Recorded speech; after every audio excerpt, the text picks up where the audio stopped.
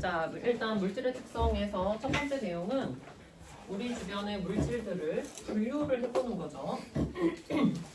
일단 물질을 크게 두 가지로 분류하면, 자, 한 가지 물질하고 여러 가지가 섞여 있는 거하고 이렇게 나누지. 한 가지로 되어 있을 때를 뭐라 그래요?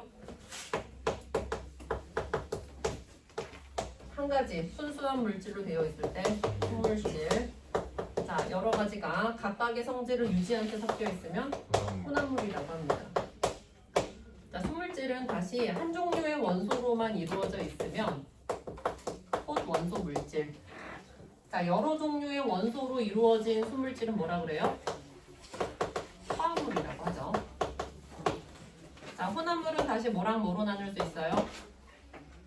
골고루 섞여 있으면 균일 혼합물, 골고루가 아니면 불균일 혼합물로 나눕니다. 자, 그래서 요 네 가지 그 예시 중에 어디에 들어가느냐를 구분하는 문제가 제일 중요한데, 특히 많이 헷갈리는 거는 아무래도 화합물과 혼합물이겠죠. 둘 다 합자가 들어있으니까. 자, 어떻게 구분하면 되냐면, 혼합물은 성분 물질의 성질이 어떻다?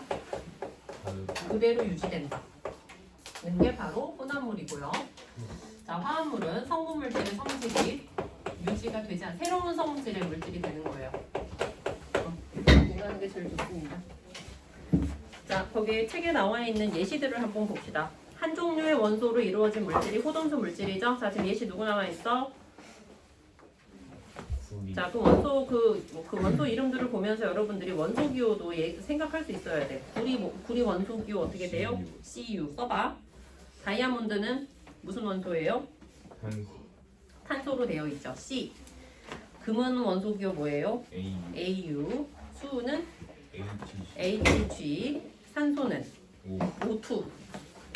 분자식으로 쓰면 O2니까 어쨌든 한 종류의 원소 산소로만 이루어져 있다. 자, 그 옆에 두 종류 이상의 원소로 이루어진 순물질이 화합물이에요.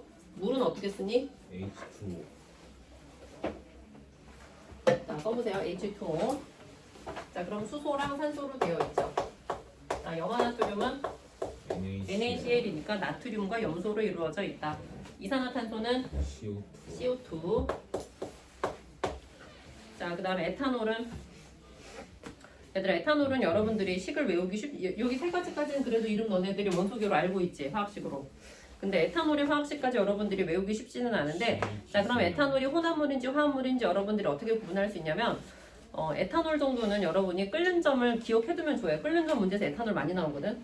에탄올의 끓는 점이 78도씨예요. 자, 그러면 78도씨라는 일정한 끓는 점을 가지고 있으면 순물질이야, 혼합물이야? 순물질이야. 왜? 혼합물은 끓는 점이 어때? 일정하지가 않잖아. 그지? 자, 참고로 에탄올은 이렇게 C2H5OH로 된 물질이 바로 에탄올이에요. 자, 무슨 물질로 되어 있어? 무슨 원소로 이루어져 있어? CHO로 되어 있는 물질입니다. 외울 필요는 없어요. 근데 CHO로 이루어진 순물질이다라는 건 여러분이 꼭 알고 있어야 됩니다. 혼합물로 가볼게요. 자, 균일 혼합물의 예시 봐봐. 자, 균일 혼합물은 얘들아 어떤 특징이 있어야 돼? 자, 골고루 섞여 있어야 되잖아. 자, 골고루 섞여 있다라는 걸 우리가 어떻게 할 수 있냐면, 이제 고체가 액체에 녹아 있는 섞여 있는 경우에는 녹아야 돼. 그럼 녹은 건 어떻게 알 수 있어? 투명해야 되고요.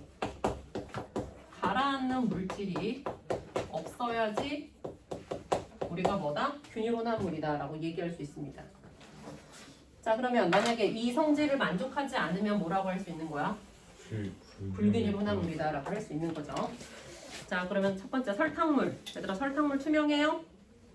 투명하죠. 설탕물에 녹아 잘 녹지. 그러니까 균일 혼합물이고요. 식초. 얘들아, 식초는 누구랑 누가 섞여 있어? 자, 거기 모르면 써놓으세요. 이건 알아야 돼. 자, 식초는 누구랑 누가 섞여 있어? 아세트산이라는 물질이 물에 녹아 있는 게 바로 식초예요. 얘들아, 집에서 식초 병 꺼내보면은 층이 있어, 없어? 이게 둘 다 액체거든요. 둘 다 액체인데 층이 없다라는 건 무슨 얘기야? 골고루 녹아서 섞여 있다라는 말이죠. 그러니까 당연히 균일입니다. 자, 공기는 얘들아 누가 섞여 있어?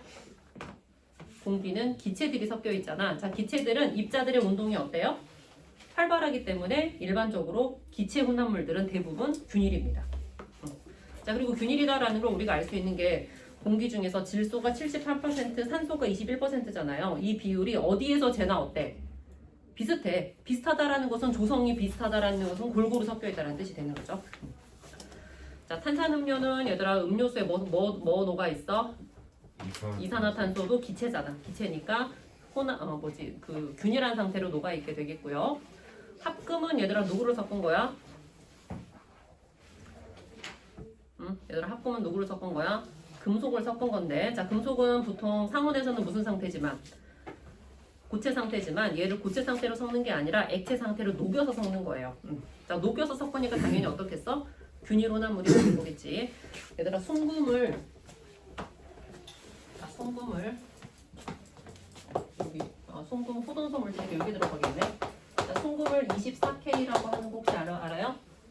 자, 송금에 이제 다른 물질을 섞게 되면은 요 숫자가 어떻게 되는 거야? 줄어드는 거야. 그런 애들을 우리가 합금이라고 하는 거죠. 자, 그럼 이런 금의 합금은 어떤 게 있냐면 이것보다 이제 숫자가 작아지는데 보통 18K, 14K 이런 것들이 있죠. 이런 것들은 그러니까 뭐다? 균일혼합물이다라고 할 수 있는 거죠. 자, 그 다음에 얘들아 합금의 또 다른 예시로는 철이 가격이 이제 저렴하고 단단해서 좋긴 한데 철은 단점에 녹이 쓰는 거잖아. 그래서 녹이 슬지 않는 철을 만들어 놓은 게 바로 누구예요? 철에다가 다른 금속을 섞어서 녹지 슬지 않는 합금을 만들어 놓은 게 있습니다. 그걸 우리가 뭐라고 하냐면 스테인리스라고 하죠. 자, 이것도 액체 상태에서 섞은 거기 때문에 균일혼합물이 들어가게 됩니다. 이렇게 이런 것들이 문제 나오면은 다 이게 균일혼합물이다구나 여러분들이 생각할 수 있으면 돼요. 자, 그럼 불균일혼합물의 예시로 가본다. 과일 주스. 자, 거기에다가 사진에 보면 무슨 주스야? 오렌지 주스인데 오렌지 주스가 투명해 불투명해? 불투명하지. 불투명하고 보통 이런 애들은 아래쪽에 이 물질들이 가라앉아 있는 경우들이 많아요. 다 이 불균일 혼합물의 특징에 해당합니다. 자, 흙탕물도 불균일이죠. 흙이 물에 녹지 않으니까. 자, 우유도 불투명하지. 자, 우유의 성분들이 어떤 것들이에요? 단백질이나 지방 이런 애들이잖아. 물에 잘 녹지 않습니다. 자, 암석은 얘들아 어떤 물질들이 섞여 있는 걸 암석이라고 하니? 여러 가지 광물들이 섞여 있으면 우리가 암석이라고 하잖아. 돌 생각하면 되는 거지. 근데 돌 색깔이 균일해 불균일해?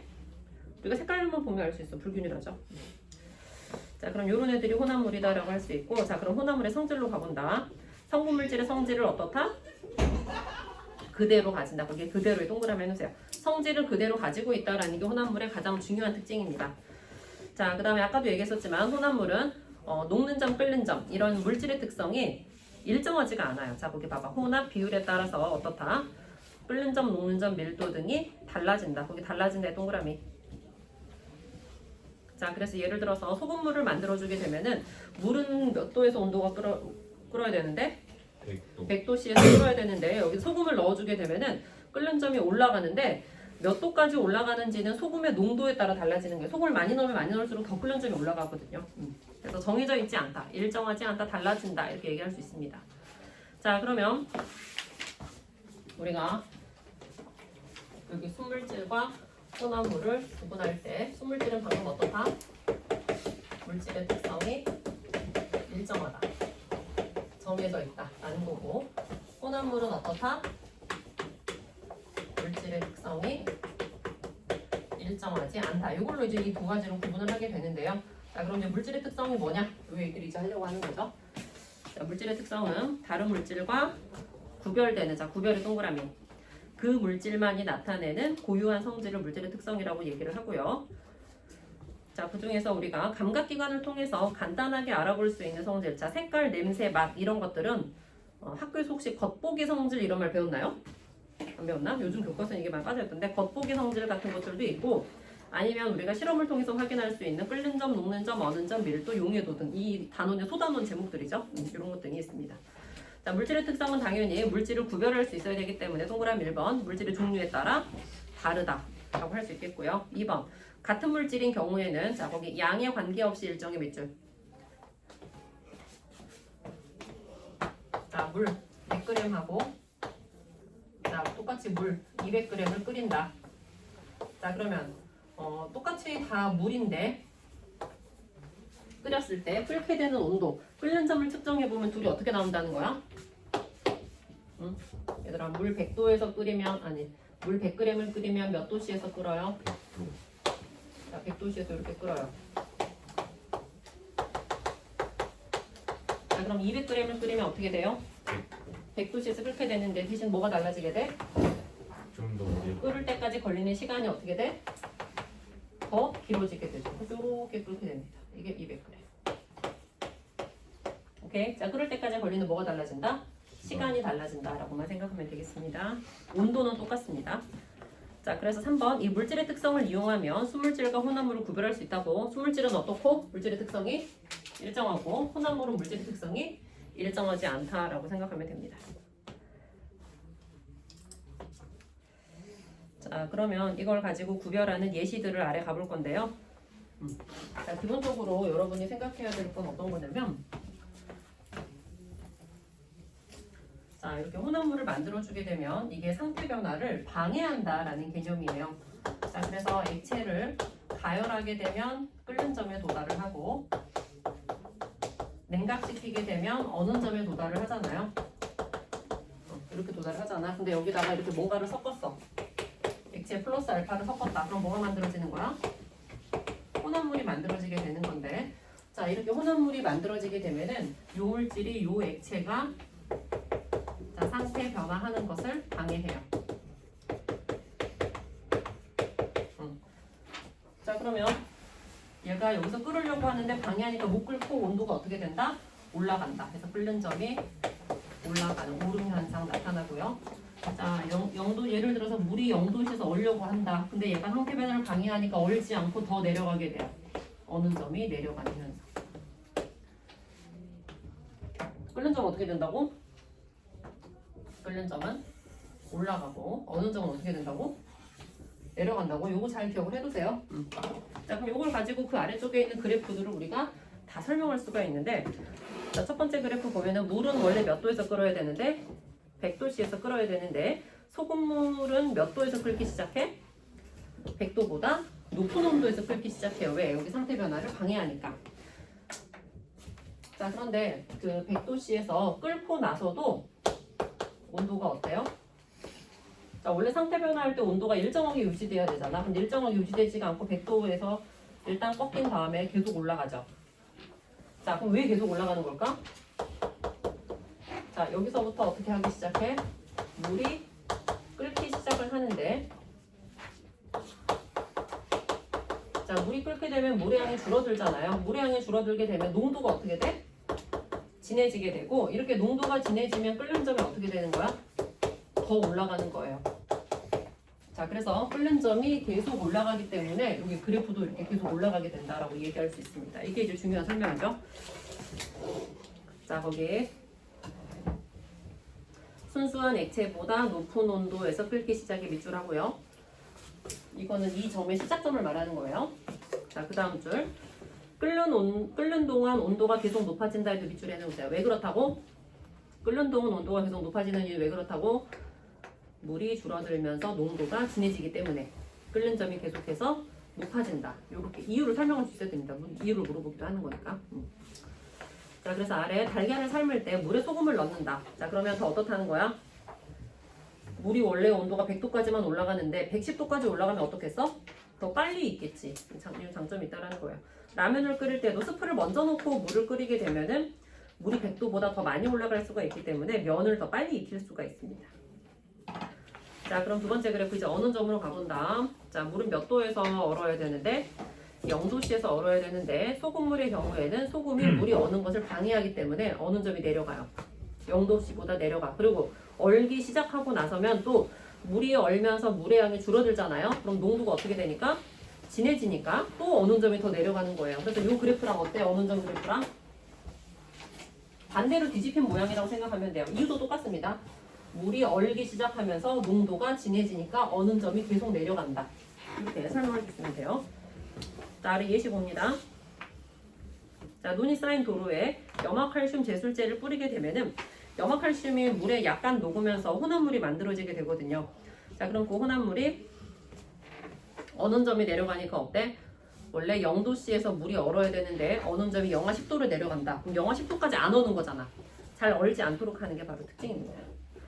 자, 자동차 워셔액 같은 경우에도 물에다가 에탄올을 섞어서 혼합물을 만들어 놓은 상태이기 때문에요.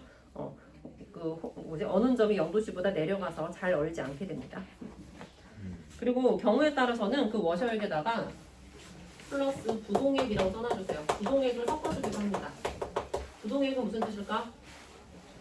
얼지 않게 해주는 액체를 말하는 거고요. 자, 이것도 이제 역시 그 혼합물을 만들어준다. 혼합물을 만들어서 어느 점을 낮춘다. 똑같은 예시입니다. 에탄올하고 부동액까지 섞어주게 되면 더 어느 점이 내려가겠죠. 아, 맞다. 그 부동액은요, 워셔액에 넣는 게 아니라 이거는 냉각수에 넣는 거예요. 자동차. 워셔액은 이제 닦는 역할을 해야 되니까 에탄올을 넣는 거고, 냉각수에는 부동액을 보통 넣어주게 됩니다. 자동차. 엔진의 열을 식혀주는 거를 냉각수라고 하죠. 겨울에 얼게 되면은 엔진을 식힐 수가 없기 때문에 위험할 수 있습니다. 자, 그 다음 세 번째 그래프, 세 번째도 상당히 중요한데, 고체랑 고체를 섞었다라고 했어요. 자, 지금 나프탈렌과 파라다이 클로로벤젠을 섞은 건데, 자, 따로따로 그래프를 먼저 봐봐. 나프탈렌은 몇 도에서 녹아요?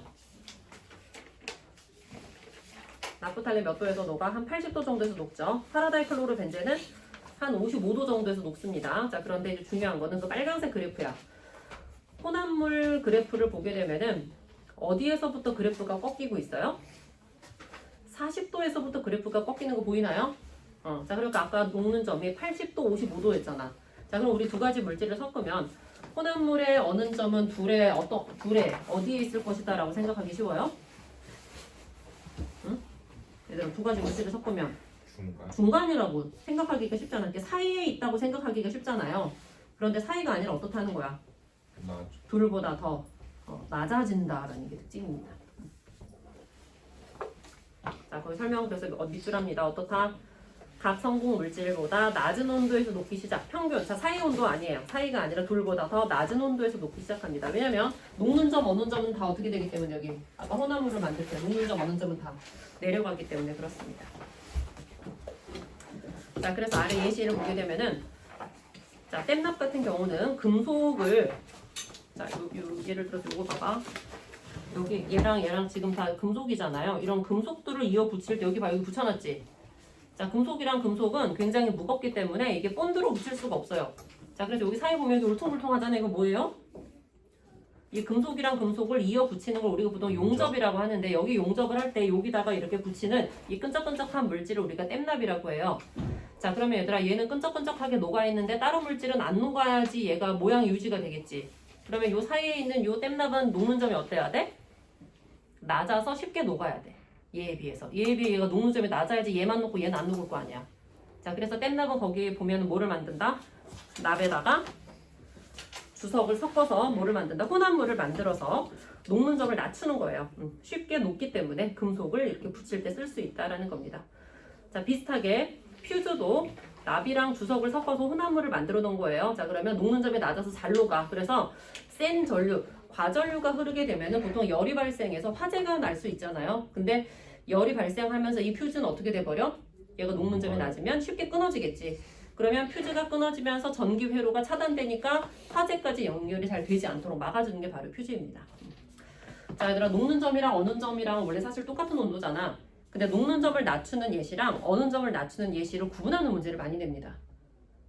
녹는 점을 의 하나 창밖에 보지만 녹는 점을 낮춘다라는 건 무슨 얘기야?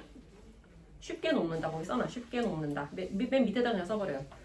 자, 그럼 어느 점을 낮춘다라는 건 무슨 얘기야? 잘 얼지 않는다. 자, 요 개념을 잘 생각하고 있으세요. 이게 녹는 점을 이용하는 건지 어느 점을 이용하는 건지. 다음 페이지. 자, 선생님 쳐다보지 말고 멍 때리지 말고 문제집을 본다. 인사하지 마. 자, 다음 페이지 끓는 점 가겠습니다.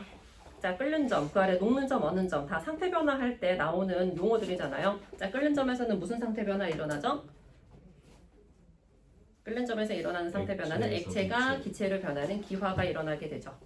자, 거기 그 그래프를 보면은 에탄올하고 메탄올 각각 수물질이기 때문에 각각 끓는 점에서 온도가 어때? 수평하게 유지되고 있어요. 그죠? 자, 뭐 외울 필요는 없지만 에탄올의 끓는 점 몇 도? 78도씨, 메탄올은 65도씨 이런 식으로 정해져 있습니다. 자, 그런데 그 아래 보면은 이렇게 물질의 종류에 따라 다르다라는 거고, 그다음 5ml랑 10ml 이거 아까 선생님이 얘기했던 그렸던 거랑 비슷하지? 양을 다르게 해주게 되면은 끓는 점은 같지만 끓을 때까지 걸리는 시간이 달라진다 라고 얘기할 수 있겠고, 시험에 제일 많이 나오는 것은 바로 동그라미 2번 끓는 점과 압력의 관계예요. 거기 별표. 자, 외부 압력이 높아지게 되면은 자, 이런 식으로 액체가 기체가 되면은요. 자, 부피가 얼마나 변하나요?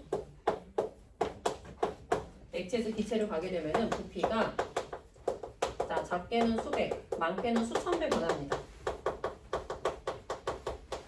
자, 물이 수증기로 될 때는 부피가 1700배 정도 늘어나게 되거든요. 자, 그럼 이런 식으로 엄청나게 부피가 늘어나게 되니까 바깥에서 누르는 외부 압력에 영향을 받게 됩니다. 자, 만약에 외부에서 압력을 더 많이 준다, 더 강한 압력으로 눌러주고 있다라면 이렇게 상태가 변하기 위해서 안쪽에서 미는 힘도 어떻게 돼야 돼? 커져야지 얘를 이겨낼 수가 있겠지. 자, 그래서 외부 압력이 높아지게 되면은 여기서 밀어주는 힘이 높아지려면 온도가 어때야 돼? 높아져야 돼. 그래서 끓는 점도 올라가게 된다라는 얘기예요. 그럼 반대로 외부 압력이 낮으면 어때? 살짝만 온도가 올라가도 얘를 이겨낼 수가 있게 되니까 끓는 점이 내려가게 되는 거죠. 자, 그래서 거기 압력솥이 대표적인 예시죠. 자, 압력솥이랑 일반 냄비랑 다른 점이 뭐예요? 압력솥은 밀폐 구조로 되어 있어서 계속 압력이 높아질 수 있어요. 보통 냄비는 1기압이 넘으면 어떻게 돼? 터져요. 끓어 넘쳐요. 뭘 터져? 일반 냄비는 넘치죠. 그런데 압력솥은 밀폐 구조로 되어 있기 때문에 넘치는 일이 없어. 압력솥은 대신 압력이 계속해서 올라가면서 끓는 점이 올라가기 때문에 예를 들어서 보통 압력솥에서는 물의 끓는 점이 135도까지 올라갑니다. 자, 그럼 원래 100도씨에서 끓을 거를 135도까지 올리니까 쌀이 어떻다는 거예요? 빨리 익는다라는 게 바로 장점입니다. 자, 온도가 낮아지면 끓는 점 내려가기 때문에 높은 산 위에 올라가게 되면 그만큼 공기가 희박해지니까 기압이 낮아지잖아요. 그럼 끓는 점도 내려가니까 어떻다? 쌀이 잘 안 익는다. 이걸 우리가 설 익는다라고 표현을 하는 거죠. 자, 그러면 아래 녹는 점과 어는 점 나와 있는데, 자, 녹는 점에서는 무슨 상태 변화 일어나고 녹는 거니까 용해.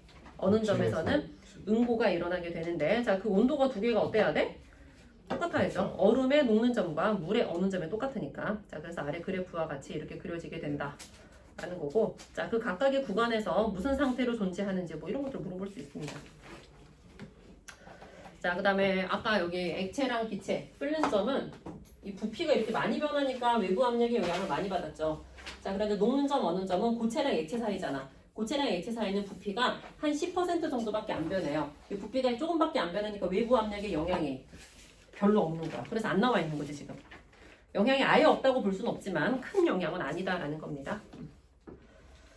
자, 그 다음에 문제에서 또 많이 물어보는 거는 3번 녹는 점과 끓는 점에 따라서 물질의 상태가 달라진다라는 점이죠. 자, 얘들아, 여기가 녹는 점이야. 여기가 끓는 점이야. 녹는 점이 보통 끓는 점보다 낮죠. 자, 그럼 녹는 점 아래에서는 물질이 무슨 상태여야 돼? 고체. 자, 녹는 점 아래면 여기 봐봐. 녹는 점 아래면 아직 안 녹은 상태잖아. 아직 안 녹은 상태니까 고체. 자, 그럼 끓는 점 위에 있으면 무슨 상태야? 기체. 이미 끓은 상태니까 기체. 자, 여기 사이에 있으면 무슨 상태? 액체. 녹았는데 아직 끓진 않은 상태니까 액체 상태가 되는 거죠. 자, 그래서 자, 문제를 이제 이런 식으로 물어보게 되는 거죠.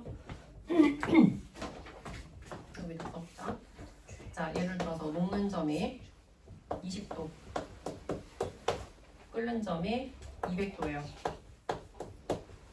자, 그러면 이 물질은 여기 100도씨, 자, 100도씨면은 20도랑 200도 사이에 있잖아. 100도씨에서 이 물질은 무슨 상태겠어요? 액체. 녹는 점과 끓는 점 사이에 있으니까 액체 상태라는 얘기죠. 자, 그러면 10도에서는 무슨 상태겠어? 고체. 녹는 점보다 아래에 있으니까 고체 상태가 되는 거고요. 200도보다 높으면 예를 들어 300도다. 무슨 상태? 기체 상태가 되는 거죠. 해서 각각의 온도에서 무슨 상태인지를 결정하는 건 누구다? 녹는 점과 끓는 점이다. 그래서 이렇게 녹는 점, 끓는 점을 주고 상온 25도씨에서 무슨 상태냐 이렇게 물어보는 문제들이 많죠? 그런 것들 잘 풀어주면 돼. 자, 그러면 집에서 여기 사이에 있는 내신 속속 문제 다 풀어옵니다. 다음 페이지 68페이지 오늘 그 물질의 특성 2까지 해볼게요. 저희 근데 그러면은 이번 숙제가 6단이나 그치, 너는 6단원도 해야 돼. 지금 다른 애들 상일 애들은 8단원만 하면 되는데 너는 시험 보면 많아가지고 어쩔 수가 없어. 상일 애들은 숙제가 적으니까 꼭 해와야 된다. 적어요 이게. 적다고. 얘네들은 8단원도 해야 되지, 아니 6단원도 해야 돼. 얘네가 특히 많은 거죠. 아니 너네가 적은 거지. 시험 범위가 2단원이 안 되니까. 피해 적은 거지. 많고 더 많고. 9단원이 안 된다고. 그리고 너네 6단원 남은 거 그 혼합물의 분리는 다음 주에 할게요. 오늘은 일단 용해도까지만 한다. 68페이지. 혼합물의 분리 시험 범위 들어가. 용해도차랑 크로마토그래피 들어간다는데? 에? 저희가요? 응. 안 좋아하잖아. 그래? 저번에 네, 일단 아직 시험 범위가 안 나왔어. 안 나왔어. 그래. 저번에 밀도차 끓는 점차까지만 봤다는데. 아무튼 시험범위 나오면 그래피 나왔잖아. 시험범위 가정통신문 나오면 선생님한테 학원 친구로 보내주세요. 저희 학원 친구가 응. 있는데 응. 그 파인만에서 초대해줘야 들어갈 수 있는. 그래서 저기 데스크에 가서 초대해달라고 해. 그러면 네 네 핸드폰 번호 말하면 돼. 저 초대 아니, 받았는데 근데 숙제가 안 올라와요. 크로마토를 숙제는 안 올라가요 거기에. 쌤이 들어가고. 네? 숙제는 학원 친구 안 올라가는데 원래? 학원 친구 뭐예요 그러면? 그거잖아. 학원 친구는 그냥 소통하려고 쓰는 거지. 통. 번호를 알려주시면 되는 거 아니에요? 어? 번호를 알려주시면 되는 거 아니에요? 무슨 번호? 그 번호로 들어가는 게 아니라 학원에서 초대 링크가 가면 그걸로 가입하는 거야. 쌤이랑 대화를 하려는 거죠. 응. 거기다 숙제 올려주시면 안 돼요? 그냥 쌤 번호 알려주시면 돼요. 숙제를 거기다 어떻게 올려? 아니 숙제 거기다가 적어서 알림장 해주시면 안 돼요. 알림장 없어. 알림장 만들고. 아 그리고 수학에서 숙제를 올려서 과학은 숙제 올리면 헷갈린다고 올리지 말라 그러더라고. 아니 너네 선생님이 얘기해주면 니네가 사진 찍어서 가 그냥. 이건 과학 차별이네요. 지금 타임만은 수학보다 과학을 잘하는 자 밀도한다. 자 너네 다 풀어야 집에 간다고 했어. 안 보내줄 거야. 그 빨리빨리 해. 채점이랑 고치기. 채점이랑 고치기까지. 와. 집에 상관없긴 한데 오트는 하고 가는 거죠. 응. 5초만. 3시 이전에 끝내야 돼. 지름 좀 저 아니 빨리빨리 해야 돼 그러면. 자 밀도는 조용히 해. 자 밀도는 빽빽한 정도를 말하는 건데요. 조용히 하라고 했다. 야!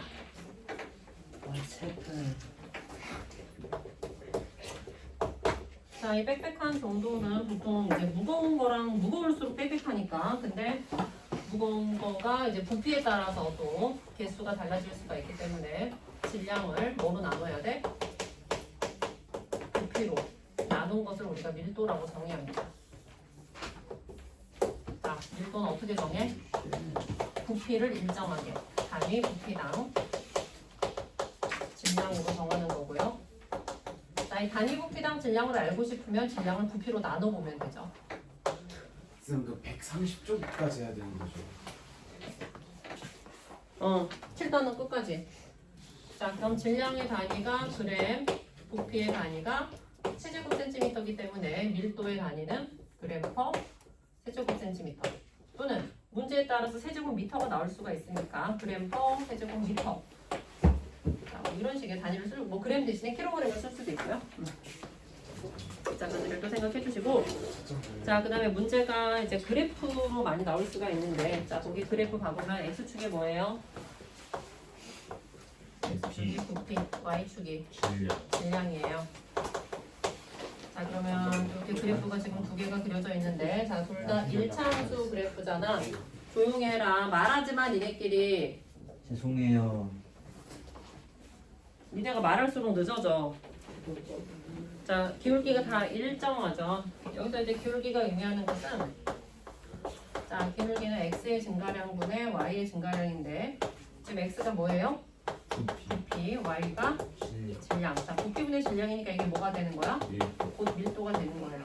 자, 그럼 이런 식으로 밀도가 그럼 일정하다, 기울기가 일정하다는 것은 밀도가 일정하다는 거니까 이게 뭐다? 수물질이다라고 말할 수 있는 거고.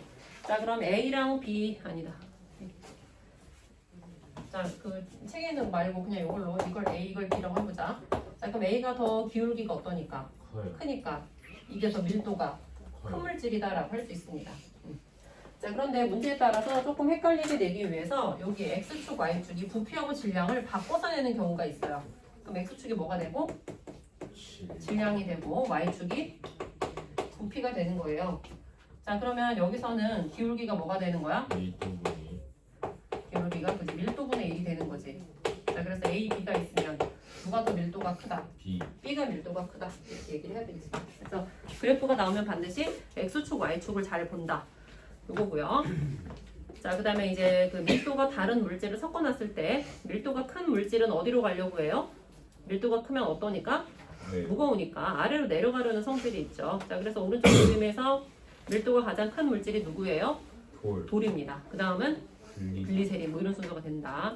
요이. 자, 그 다음에 이 밀도가 이제 뭐에 따라서 변할 수가 있냐면 이제 고체나 액체는 온도나 압력의 영향을 이제 많이 받진 않으니까 약간만 변한다. 이렇게 보면 되겠고, 기체의 경우에는 온도가 높아지면 부피가 크게 증가하죠. 샤를의 법칙. 압력이 높아지면 부피가 크게 감소하죠. 보일의 법칙이라고 해서 밀도의 변화가 생길 수가 있다. 그래서 기체의 밀도는 온도와 압력을 같이 표시해야 된다. 이렇게 말할 수 있겠고, 자, 그 다음에 상태가 중요하죠. 자, 상태에 따라서 뭐가 달라지기 때문에 부피가 달라지기 때문에 밀도도 달라진다라고 볼 수가 있는데, 자, 부피는 고체가 가장 작잖아. 자, 그럼 부피랑 밀도는 반비례니까 밀도는 고체가 제일 크게 됩니다. 자, 그리고 밀도가 빽빽한 정도를 말하는 거기 때문에 원래 고체가 입자들이 빽빽하잖아요. 이렇게 밀도가 가장 크다 이렇게 생각하면 됩니다. 자, 그런데 여기서는 이제 누가 예외가 되냐면 물이 예외지. 자, 물은 어디에서 부피가 제일 작아요? 자, 물이 부피가 제일 작을 때가 언제냐면 4도씨예요. 4도씨를 경계로 해서 온도가 높아지면 부피 증가, 온도가 낮아져도 부피가 증가해요. 자, 그래서 이제 이렇게 0도씨 얼음이 되면은 물보다 부피가 더 커지게 된다라고 얘기할 수가 있는 거고, 자, 그러면 이걸 이제 밀도 그래프로 바꾸려면 밀도랑 부피는 무슨 관계니까? 반비례니까 4도씨에서 부피가 가장 작았으니까 밀도는 가장 크겠죠. 요 밀도가 바로 얼마냐면, 자, 가장 큰 4도씨에서의 밀도가 바로 1g/세제곱센티미터예요. 자, 역시 물을 기준으로 4도씨의 물을 기준으로 1g을 정했기 때문에 물의 밀도는 1이 나오게 됩니다. 근데 어디에서라고? 4도씨. 자, 그래서 거기 물과 얼음에서 얼음이 물 위에 뜨는 이유는 얼음이 물보다 밀도가 작기 때문이다 라는 거를, 그러니까 일반적으로는 아닌데 물만 예외다, 이걸로 잘 기억을 해두시면 되겠고, 자, 아래 이제 혼합물의 그 혼합 비율에 따라서 밀도가 달라진다. 아까 혼합 비율에 따라서 물질의 성질이 달라진다라고 얘기를 했었죠. 자, 그럼 처음에 물에 달걀을 넣었을 땐 달걀이 어떻게 됐어? 가라앉았지. 자, 그런데 이 물에다가 소금을 녹이게 되면은 소금물은 원래 물보다 밀도가 더 어떻게 돼요? 소금물은 원래 물보다 밀도가 더 커지게 되거든요. 자, 그러면 상대적으로 달걀보다 더 밀도가 커지게 되면은 달걀이 위로 떠오르게 되는 거예요. 그래서 이걸 그림을 보고서 소금물이 물보다 밀도가 더 크구나 라는 걸 이제 유추할 수 있으면 되겠고, 자, 밀도와 관련된 여러 가지 생활적 현상들 한 번씩 쭉 다 읽어봅니다. LNG는 공기보다 밀도가 어떻다고요? 4번 설명 봐봐. LNG는 공기보다 밀도가 작기 때문에 가스 노출 경보기를 어디에 설치해야 돼? 천장에. 그러니까 우리 집에서 사용하는 도시가스가 다 LNG거든요. 그래서 우리 집에 가스 노출기가 보통 주방 쪽 천장에 있어요. 자, 그러면 이제 보통 음식점에서 사용하는 가스는 LPG인데요. 공기보다 밀도가 크기 때문에, 자, 얘는 바닥에 설치를 해야 됩니다. 자, 다음 페이지 용해도 가봅시다. 자, 용해도는 용해되는 정도를 말하는 건데, 자, 용해되는 정도를 알아보려면 뭘 일정하게 맞춰줘야 돼? 온도가 높으면 더 잘 녹으니까 온도를 맞춰줘야 돼. 일정한 온도. 자, 그 다음에 물이 많으면 당연히 더 많이 녹을 수가 있죠. 그래서 물의 양을 정해줘야 돼. 물 얼마에? 100g에. 언제까지 녹여보는 거예요? 더 이상 녹지 않을 때까지. 자, 그걸 무슨 상태라고 해? 포화 상태. 자, 일정한 온도 물 100g에 포화 상태가 될 수 있는 용질의 그램수. 이걸 우리가 용해도로 정해야 합니다.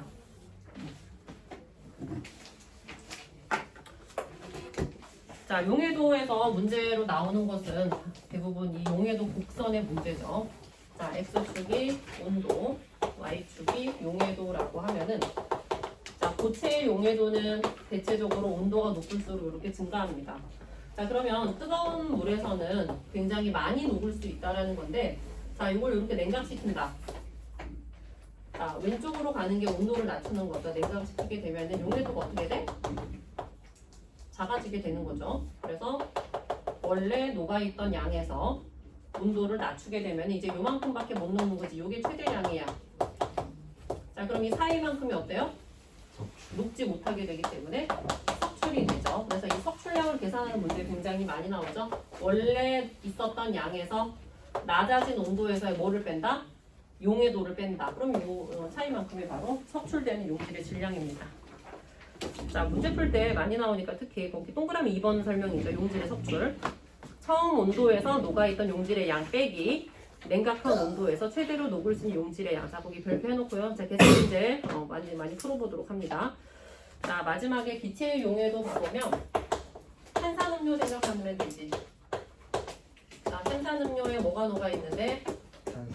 이산화탄소가 녹아있는데 자, 이산화탄소가 많이 녹아있을수록 우리가 어떨 때 이산화탄소가 많이 녹아있다라는 걸 알 수 있어? 탄산이 될 때. 톡 쏘는 느낌이 강할 때 우리가 이산화탄소가 많이 녹아있다라고 얘기를 합니다. 자, 그럼 톡 쏘는 느낌이 강하려면 따뜻하게 해야 돼? 차갑게 해야 돼? 차갑게 해야지. 그럼 온도가 어때야 돼? 낮아야 한다라는 거고 뚜껑을 열 때 칙 소리가 나죠. 자, 그게 왜 소리가 나는 거야? 자, 공장에서 굉장히 높은 압력으로 녹여놨고 뚜껑을 여는 순간 압력이 낮아지면서 그게 소리가 나는 건데 자, 뚜껑을 열고 한참 지나서 마시면 톡 쏘는 느낌이 어떻게 돼? 약해지죠. 자, 그러니까 언제 마셔야지 강하다는 거야? 뚜껑을 따자마자 압력이 어떨 때? 높을 때. 온도가 낮고 압력이 높아야지 어떻다? 이 기체의 용해도가 커지는 조건이 된다. 이런 얘기입니다. 자, 그러니까 온도에 대해서는 아까 고체랑 반대죠. 고체는 온도가 높을수록 잘 녹으니까. 자, 그래서 거기 실험 보게 되면은 자, 왼쪽에 있는 건 온도니까 얼음물하고 뜨거운 물 온도를 비교하는 거예요. 자, 그러면 A랑 B 중에서 B가 온도가 높잖아. 자, 그러면 B가 용해도가 어때? 작지. 자, 용해도가 작으면 얘들아 녹지 못하고 어떻게 돼요? 다 기포로 나와버리게 돼요. 그래서 기포가 어때? B에서 많이 발생합니다. 얘들아 기포 발생량이랑 기체의 용해도랑 부등호 방향 어때요? 반대예요. 헷갈리면 안 됩니다. 자, 두 번째 압력을 변화시키기 위해서 어떻게 했어? 뚜껑을 열고 닫고 했어요. 자, A는 뚜껑을 어떻게 했어? 닫았어. B는 뚜껑을 열었어. 그럼 누가 압력이 높은 거야? A가 높은 거지. 그럼 A가 용해도가 더 크기 때문에 기포는 어디에서 더 많다?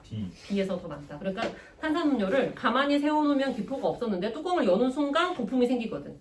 그게 용해도가 작아졌기 때문이다라는 얘기가 되겠습니다. 자, 클리닉 시간까지